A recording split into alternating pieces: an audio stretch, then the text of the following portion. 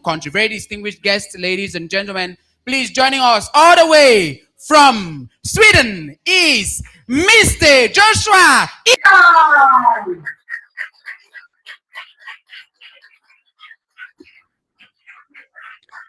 Hello. Please keep on clapping. Keep on clapping. So you to have a speaker joining us, especially in Nigeria now that data is all ready. You are in dinner. Okay. Good morning. Good morning, everyone. Can I be heard clearly? Okay. I wish I could be able to have the back and forth conversation, but it looks as if where your audio is on, it's affecting the connection. So I would just be talking by faith. But maybe at some point, I would ask some questions to know that I'm still on track and I've not lost track. Um, and I'm happy to announce to you all that Nami be salt, Nami be pepper. Eh? I believe everyone there too are also salt and pepper. Amazing presentation, I must say. And I think it charged me up and inspired me to even get more prepared for this amazing session. Okay, quickly, I would just, I don't know if there's an opportunity for me to share my screen or if the presentation will be done from your end. Can you let me know which one is better?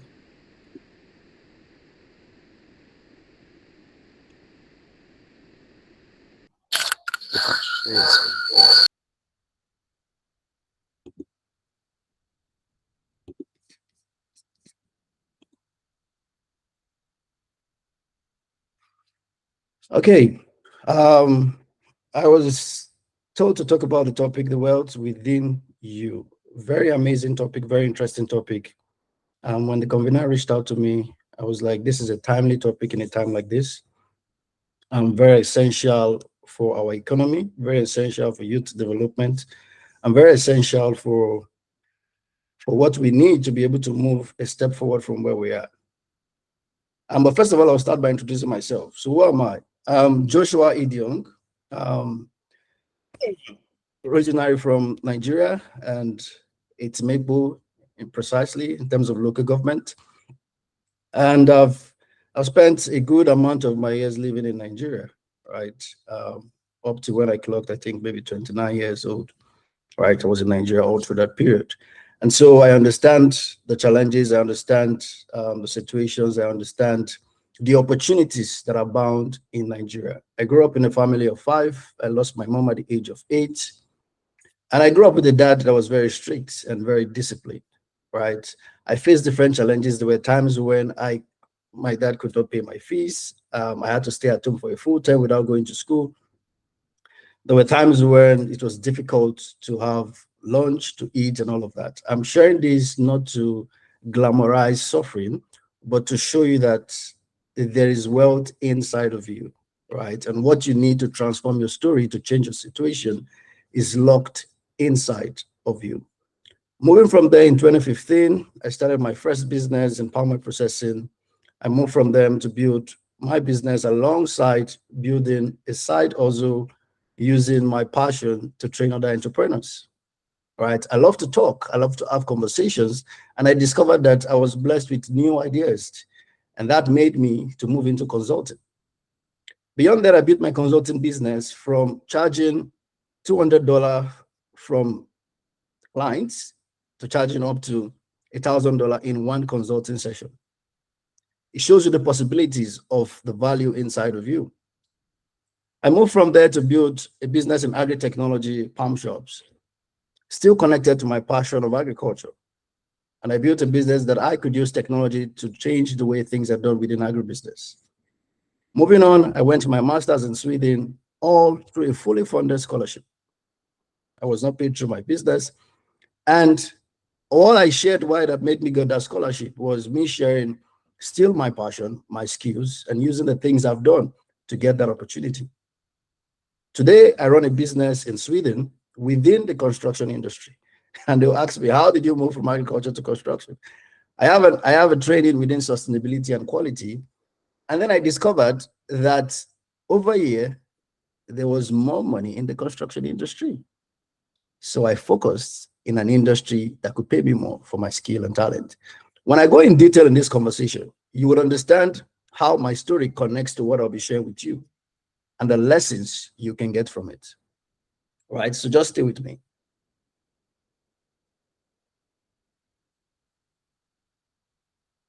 So I have one question for you. And the question is, what is the amount of money you need? What is the amount of money you need? And what will you do with it? Can someone answer that question quickly? What amount of money do you need and what will you do with it? So at the end of this conversation, I will come back to that point about how much do you need and what you're going to do with it, right? And talk about it in detail as I wrap my conversation. But let's go into the concept of inner wealth.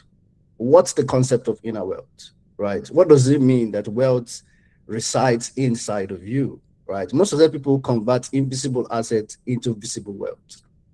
The whole concept of wealth is beyond money. Wealth is something that lasts into generations, right? So wealth is different from a lot of money, having a lot of money. It lasts into generations. Wealth is also very sustainable. It's sustainable riches, let me call it that way. Riches that last over time.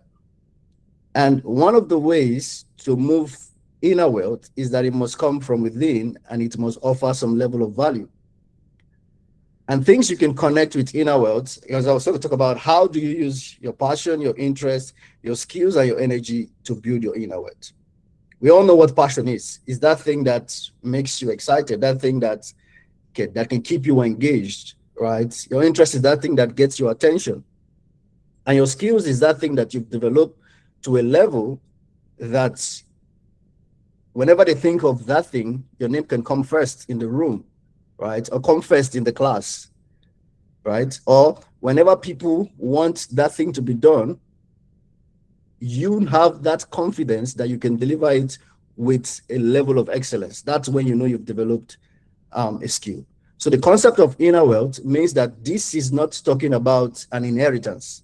Inner wealth is not an inheritance where you're lucky that your father left a big apartment for me. That's why I shared my story with you, right? And I told you about my background to show you a bit of the concept of inner wealth. It's not about where you're left an inheritance, where you inherited a business, where you inherited a huge amount of money. Inner wealth means from inside of you, from with an empty hand, with all that you have from within, you are able to create abundance, right? In different form.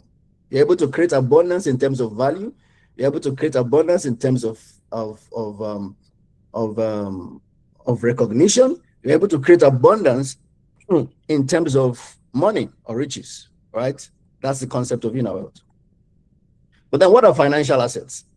So the concept of how do I use my passion, my skill, my interest to create financial assets? You need to understand what financial asset is in the first place, right? As Rich Dad Poor Dad usually says, one of the simplest way to define assets is that asset is that thing that puts money into your pocket. Asset is that thing that puts money into your pocket. So some people might think, oh, so a car, for example, can be an asset and be a liability. Yeah, if you hear me, a car can be an asset and also be a liability. If you're hearing me, can you just wave your hand so I know that people understand what I'm saying? Can you wave your hand if you're hearing me?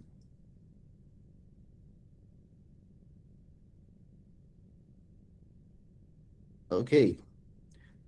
So, what are financial assets? There are two types of financial assets. It could be the traditional financial assets that have been in time immemorial, and then it could be the personal financial assets, right? That are connected to you as a person.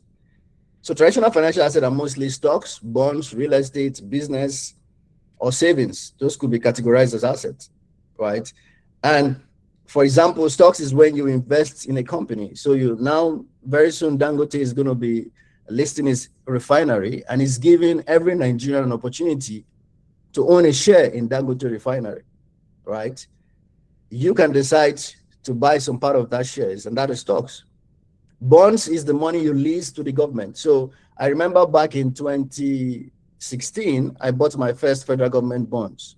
So bonds is the government borrowing money from you and paying you an interest. So I took some money to Stanbic IBTC Bank, and I bought some federal government bonds for 3 years. And every month or every 3 months, I was getting an interest, right? I did it back then, but the interest was between 17%. Now I don't know. I no longer look at bonds within that kind of investment rate, because if I put that same amount of money into my business, I would get more value. Or if I put it into real estate, I will get more return on investment than bonds. But it could be a good starting point in order to build um, assets. So those are traditional assets. And then businesses means you invest in a business, you start doing some transactions, right?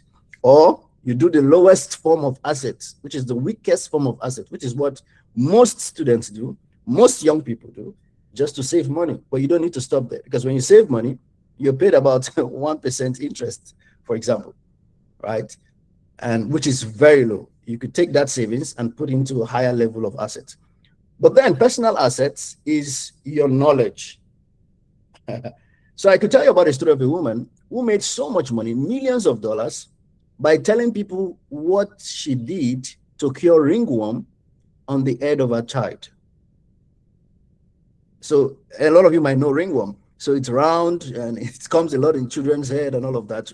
And you see when it happens, they barb the children with skull and all of that and apply some stuffs. There are many parents suffering from this.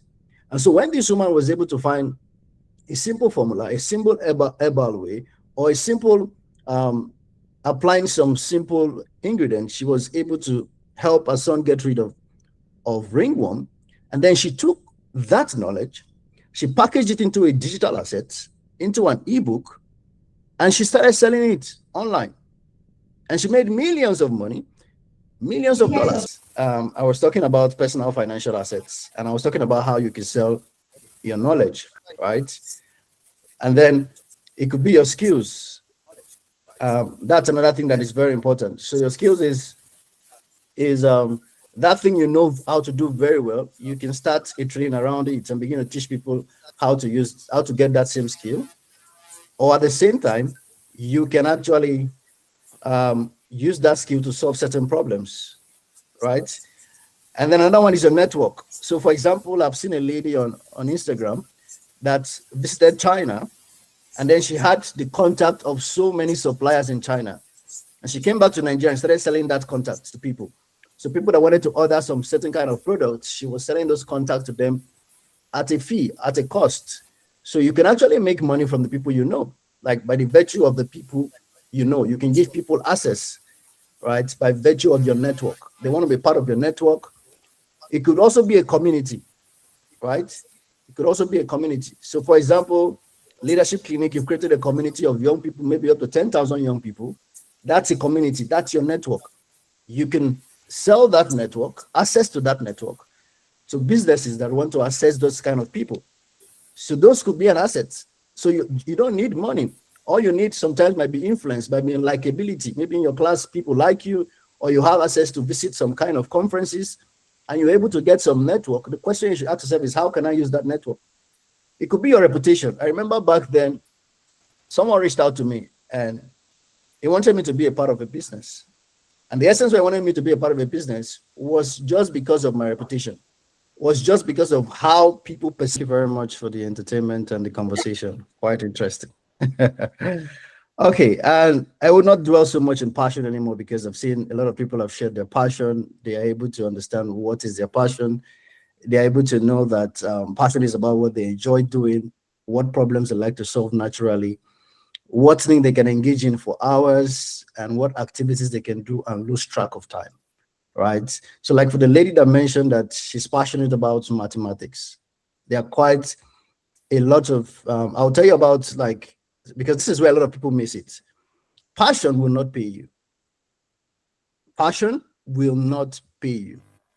What would pay you is when you take your passion to a platform. What will pay you is when you transform your passion into a skill. And I'm going to explain that. And what you need to be able to do that is discipline. Number one, You need discipline to be able to do that. Because for you to do that, you need to have a dream. What exactly do I want to make out of this passion? Right? A dream, a vision. Where do I want mathematics to take me to? Where do I want music to take me to? You need to see it clearly. That big dream, you need to have it. If you're passionate about something, but you don't have a dream big enough to push you, you don't have the determination, you don't have the discipline, you will not be able to make wealth out of your passion, right? Aside the dream, you need to set up a plan. So I'm good at mathematics. I have a dream that mathematics will make me global, right? And I need to choose a platform.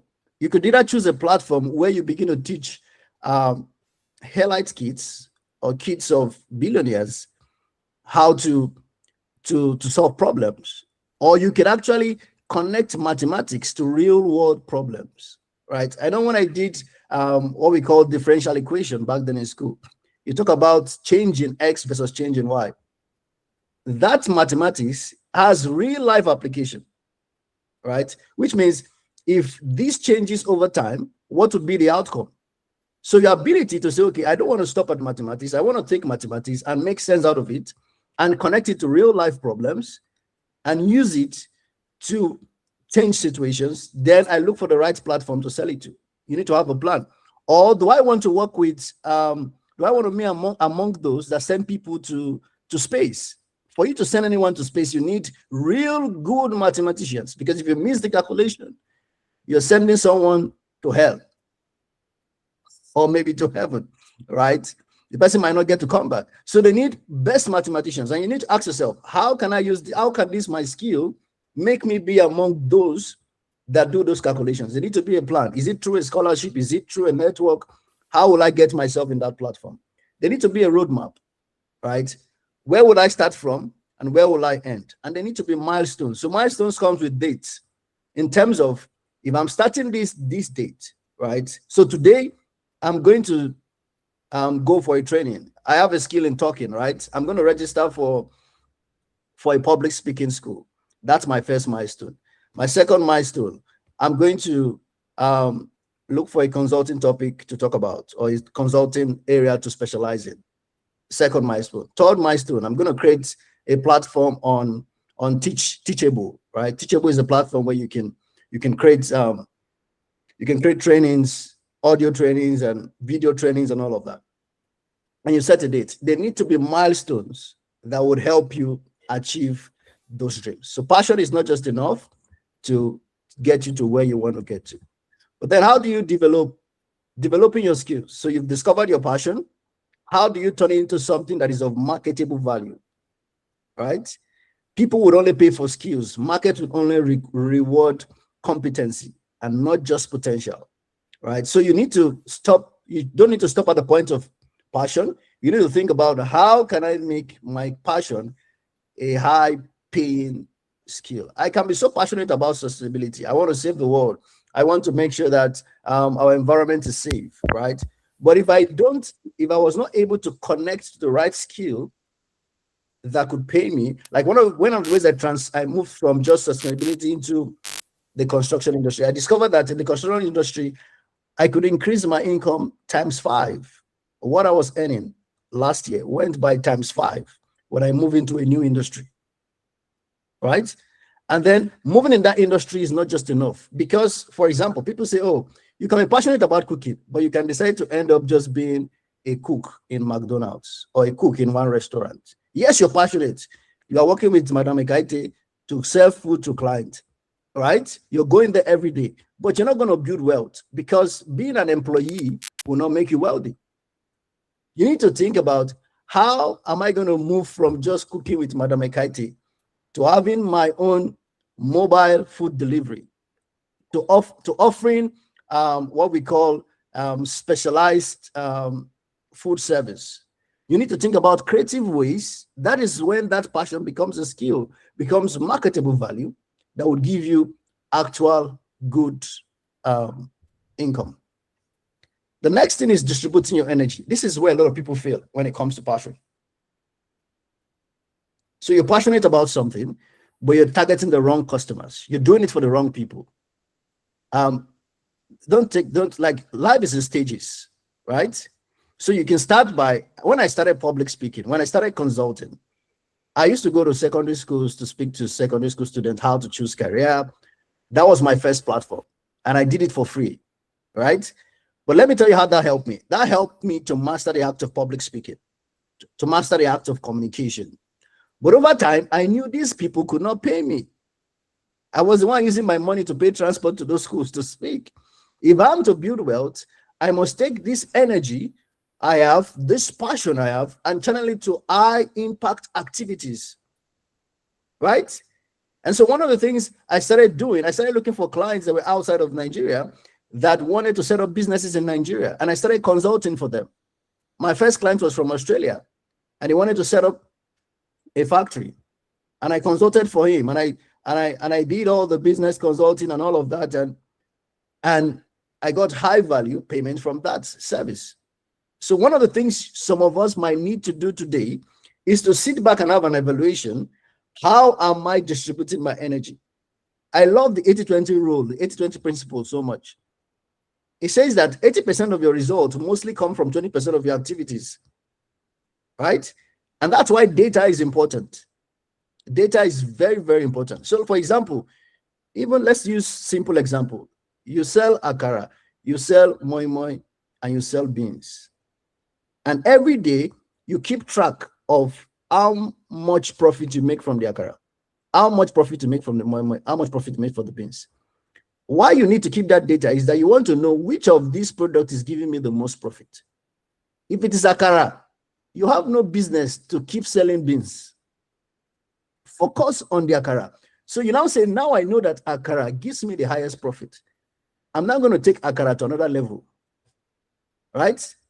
I'm going to call it baked beans. I'm going to brand it. I'm going to deliver it to Chevron, to Big. I'm going to even make them serve it on Idiong airline, right? Your akara can be served as breakfast on Idiong airline. You don't know that, but it depends on how you package it. You now take your energy to package that akara than putting your energies doing both moi moi and selling beans and everything. So what you need to do is you need to eliminate distractions. What are those things that are not giving you value, that are making your passion to be weak, that are not giving you access to the people that can pay you the most? Eliminate that distraction.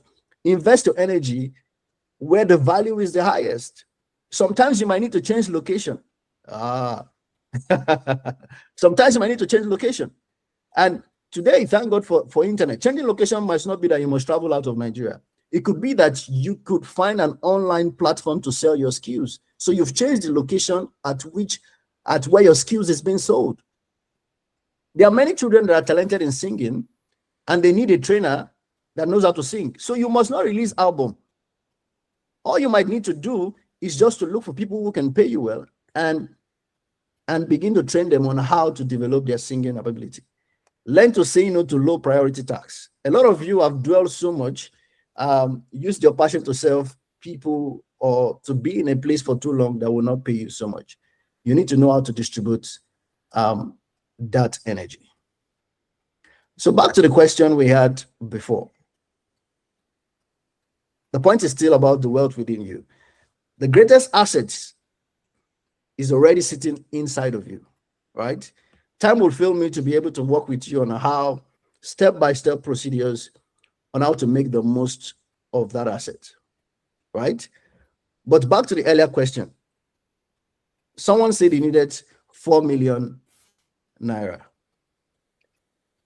has the money needed, right? And for you, it might be $1 million, right? Or let's use $1.2 million. So if you need $1.2 million, I want to talk about a good amount of money because I want you to also be inspired to think big and think more. And the next question you're going to ask yourself through reverse psychology is you're going to think backward, right? You're going to think backward.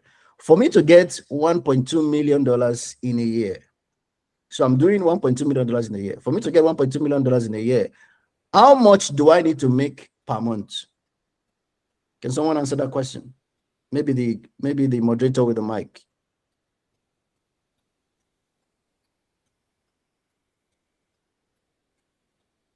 For me to get $1.2 million at the end of the year, how much do I need to make per month?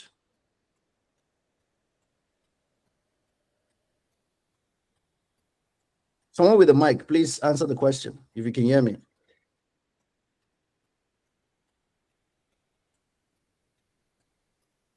Maybe it's muted. Unmute Goswill Abiodun and answer the question so that way I can hear you.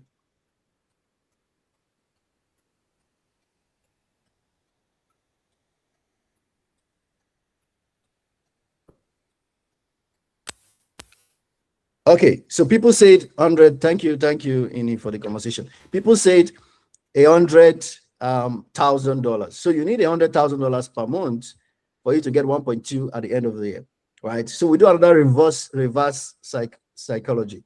How much do you need per week? Right? Per week you need $25,000, right?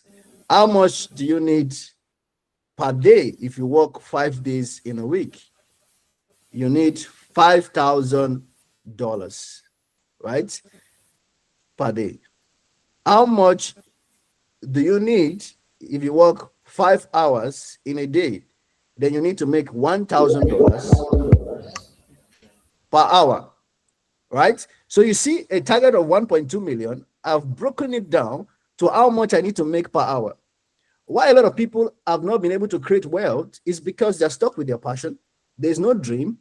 There's no amount of how much wealth do I want to create. So when you leave this place today, write down that figure, paste it in your room, paste it in on your fridge. I used to paste my vision in my kitchen because I love to enter my kitchen a lot. I like good food, right? So paste it where you go to a lot. For some of you that likes to sleep in toilets, paste it on your toilet door or maybe on the toilet window because you sit on the toilet for hours and all of that to press your phone. Paste it where you spend most of your time so that you can see the vision clearly. Scripture says, make the vision clear so that those that want to run with it will see it clearly and know where they are going to, right? So back to $1,000 per hour. The question now you're going to ask yourself is, can my skills of today pay me $1,000 per hour, right? And if the answer is no, you now go to the next point. What do I need to do today to get my skill to that point? Do I need to change location? How much are people in Canada, people in US, how much are they being paid for this same skill, right? Some of you are very good in creative ideas. So you write up ideas for people that want to do adverts. Do you know how much people are paid to come up with such ideas on Upwork? If you're registered on Upwork as a creative designer, right, you can sell that skill that you're currently selling for 10,000 naira. You can sell it for $100. So some of you, all you need to do is to look at where will my skill be valued to that point, and then you write it down. Oh, I need to change location, or I need to change where I sell this service, right, to get that amount of money. Some of you might say, oh, even if I change location, I have not developed my skill to the part where I can be paid that amount of money, right? What do I need to do? What certifications do I need to get? What trainings do I need to do? And when you do all of these things, you are able to use reverse psychology to develop yourself to the point where you can earn that target income that you want to earn. Some of you, all you might have to say is, oh, if you're selling a product, if you've developed your skill into a product, how many of that product do I need to sell? So if you're selling one product for $10, for example, for you to make $1,000, you need to sell 100 of that product, right? So what it means is that, do I need to upgrade my marketing strategy? Someone talked about how he's talented in marketing. So you might need to align with him and tell him, okay, bring your passion. And both of us, because when it comes to building wealth, you need to set up a system. You need to set up a system. I'm going to repeat it 3 times. You need to set up a system. You cannot build wealth as a one-man squad. You need to set up a system. Either you want to build wealth within your family, and then you get your family members to be part of it, or you get a business partners, or you get team members. There need to be a system. And so with that system, you can attract people with different passion that can help you achieve that goal, and they get value from it. And so that is one of the things I want you to think about reverse psychology, and how you can use reverse psychology to get to the place you want to get to. I believe with the following points of mine, I've been able to convince you and not confuse you that you have what it takes to build the wealth you desire. You have what it takes to take your passion from just passion to skills. You have what it takes for you to get to the dreams which you desire to get to. So maybe at this point in time, I can take one or two questions. And if not, I want to say thank you very much for listening to me.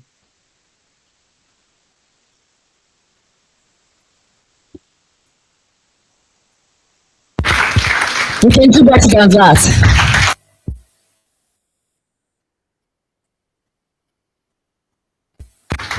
Thank you very much, Mr. Joshua. That was a great one.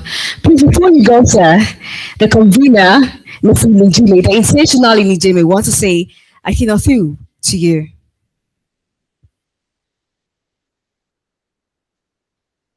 Good morning. Good morning, all. Good morning, leaders. Good morning, leaders. Turn to your neighbor, there is wealth within you. I can hear you, there is wealth within you. Say it like you mean it, there is wealth within you. Thank you very much. I'm not to speak now, but I want to just apologize, first of all, for maybe the inconvenience you're feeling at the moment. We hope that by next year or in a few years to come, we'll have Leadership Clinic Multi-Purpose Event Center. I thought you would clap. I have said it, it will happen. Whether you believe it or not. Me, I believe it, it will do what? It will happen. I want to just appreciate my boss, especially for being on this call, for speaking to us today. I met him about 3 years ago. No, 5 years ago. I've known him when I was little. He was in our school. My father was teaching, and I used to see him. I was a very young boy then, but I got close to him about 5 years ago, and I've learned so much from him. He is that one person I can comfortably call my mentor. For the past 3 to 5 years of working with him, he has took me from point A to point C to point D and to the point where I am now. So, sir, my leader, just here to say thank you for all you've done for me. Thank you that whenever I call, you respond to me. Thank you for every time you teach. I work for him, all right? And then if I am texting him on his own matter, that's on work matter, he will even delay. But if I just say, sir, Elsie, or anything about this brand, about me, he will call me immediately. So please help me celebrate Joshua Idiong from Sweden. Thank you so much, sir. I am grateful, and God bless you. MCs, thank you.